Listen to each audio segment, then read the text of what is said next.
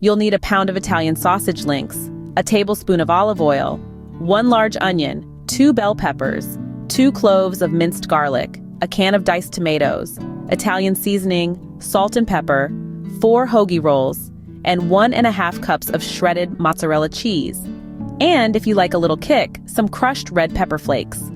Start by heating the olive oil in a large skillet over medium heat.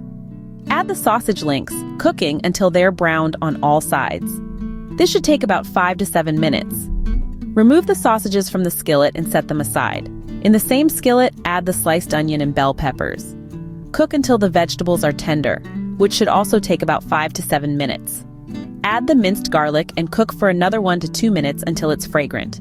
Now, slice the browned sausages into 1-inch pieces and return them to the skillet with the vegetables.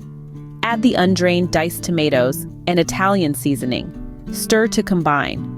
Season with salt, pepper, and optional crushed red pepper flakes to taste. Reduce the heat to low and simmer for about 10 minutes, allowing the flavors to meld together. While that's simmering, preheat your oven to broil.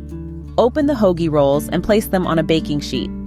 Evenly divide the sausage and pepper mixture among the hoagie rolls. Top each hoagie with shredded mozzarella cheese. Place the hoagies under the broiler for 2 to 3 minutes, or until the cheese is melted and bubbly. But remember, keep a close eye on them to avoid burning. And there you have it. Remove the hoagies from the oven and let them cool slightly before serving.